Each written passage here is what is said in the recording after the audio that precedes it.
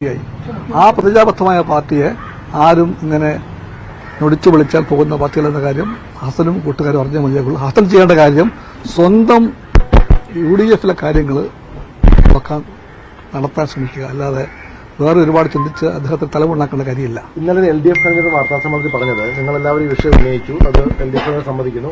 മുഖ്യമന്ത്രി പറഞ്ഞു DGP പരിശോധിക്കുന്നു, മുഖ്യമന്ത്രി പറഞ്ഞെന്ന് പറഞ്ഞു. ഒരു പൊളിറ്റിക്കൽ കാര്യമാണ് ADGP RSS അറിയിക്കുന്നത്. അതെങ്ങനെയാണ് DGP പരിശോധിക്കുക? അതൊക്കെ എന്തോ ആയിക്കോട്ടെ, ഗവൺമെന്റിന് നീങ്ങേണ്ടത് ആ വഴിക്ക് തന്നെയാണ്. അതുകൊണ്ട് അല്പം കൂടെ സമയം വേണമെങ്കിൽ സമയം എടുക്കട്ടെ. പക്ഷെ നിലപാട് തന്നെയായിട്ട് ഒരു മാറ്റമില്ല. അങ്ങനെ വാച്ച് നോക്കി പറയാൻ പറ്റില്ല. ഒരു മാസത്തെ അന്വേഷണമാണ് പറഞ്ഞത്, ആ സമയമാണ് ഉദ്ദേശിക്കുന്നത്. ഞാൻ പറഞ്ഞല്ലോ, അന്വേഷണ റിപ്പോർട്ട് വരട്ടെ എന്നൊരു മുഖ്യമന്ത്രി പറഞ്ഞാൽ അത് മാനിക്കാൻ ഞങ്ങൾക്കെല്ലാം രാഷ്ട്രീയ ബോധമുണ്ട്. അതിനർത്ഥം അനന്തമായി നീണ്ടുപോകണമെന്നല്ല, നീണ്ടുപോകാൻ പാടില്ല. RSS നേതാക്കളെ കണ്ടു ADGP തന്നെ സമ്മതിച്ചിട്ടുണ്ട്. എന്നിട്ടും അതേ സ്ഥാനത്തിരുത്തി അന്വേഷണം നടത്തുന്നതിൽ എന്താണ് യുക്തി? ആ യുക്തിയൊന്നും ഞാനല്ല ഉത്തരം പറയേണ്ടത് ADGP ആണ്. അല്ല, എനിക്കത് എന്റെ കാര്യം CPIയുടെ കാര്യമാണ്. അത് ഞാൻ പറഞ്ഞു കഴിഞ്ഞു. മറ്റൊന്നും പറയേണ്ടത്. ആ മുന്നണിക്ക് വേണ്ടി CPI പറഞ്ഞു കഴിഞ്ഞു. കേട്ടില്ല നിങ്ങളാരും? അത് എന്റെ കാര്യമല്ല. CPI നിലപാട് CPI പറഞ്ഞു കഴിഞ്ഞു. അതെല്ലാവർക്കും മനസ്സിലാക്കാൻ വേണ്ടി വീണ്ടും ആവർത്തിക്കുന്നു, വീണ്ടും പറയേണ്ട കാര്യമില്ല. പക്ഷേ TP രാമകൃഷ്ണൻ പറഞ്ഞത് കാണുന്നതിൽ തെറ്റില്ല, അതായത് ADGP RSS കാണുന്നതിൽ തെറ്റില്ല എന്ന് പറഞ്ഞു എന്നാണ് പ്രശ്നമാണ് TP രാമകൃഷ്ണൻ പറഞ്ഞത്. അതൊക്കെ ഓരോ നേതാക്കന്മാരുടെ നിലപാട് അവർ പറയട്ടെ. CPI നിലപാട് ഞാൻ പറഞ്ഞു. കേരളത്തിലെ ക്രമസമാധാന പാലന ചുമതലയുള്ള ADGPക്ക് RSS മേധാവികളെ ഊഴമിട്ട് പോയി കാണേണ്ട കാര്യം എന്താ പറയാനുള്ളത്? ഒന്ന് ഞങ്ങൾക്കറിയാം, LDF-നും RSS-നും ഇടയിൽ പൊതുവായിട്ട് യാതൊന്നുമില്ല.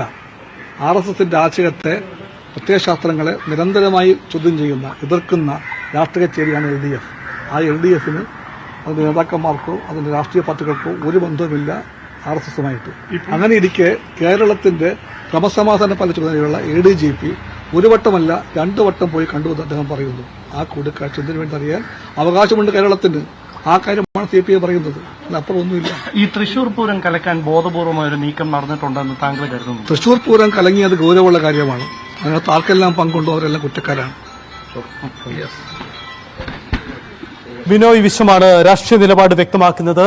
ADGPയെ മാറ്റണമെന്ന കാര്യത്തിൽ നിന്ന് പിന്നോട്ടില്ല, ഇതിൽ വ്യക്തത വേണമെന്ന് അദ്ദേഹം പറയുന്നു. പക്ഷേ മുഖ്യമന്ത്രി റിപ്പോർട്ട് വരട്ടെ എന്ന നിലപാടെടുത്തപ്പോൾ അത് അംഗീകരിക്കാൻ തങ്ങൾ തയ്യാറാണ്. കാരണം അത് അല്പം കൂടി സമയം വേണമെങ്കിൽ എടുത്ത് തീരുമാനിച്ചോട്ടെ, പക്ഷേ തങ്ങളുടെ നിലപാടിൽ നിന്ന് പിന്നോട്ടില്ലെന്ന് ബിനോയ് വിശ്വം ആവർത്തിക്കുകയും ചെയ്യുന്നു. ഒപ്പം UDF കൺവീനർ MM ഹസനുള്ള മറുപടിയുമുണ്ട്. ആരെങ്കിലും മാടി വിളിച്ചാൽ പോകുന്ന പാർട്ടിയല്ല, UDF-ന്റെ കാര്യങ്ങൾ തൽക്കാലം MM ഹസൻ നോക്കട്ടെ എന്നതാണ് ഇക്കാര്യത്തിൽ ബിനോയ് വിശ്വൻ നൽകുന്ന മറുപടി. എന്തായാലും CPI നിലപാടിൽ ഉറച്ചുകൊണ്ടാണ്, ശക്തമായ നീക്കവുമായി തന്നെ CPI മുന്നോട്ട് പോകുന്നു എന്നതാണ്. പക്ഷേ തൽക്കാലം റിപ്പോർട്ട് വരട്ടെ, അതുവരെ കാത്തിരിക്കുന്നു എന്ന മുഖ്യമന്ത്രിയുടെ അഭ്യർത്ഥനയോട് CPI യോജിക്കുകയും ചെയ്യുക.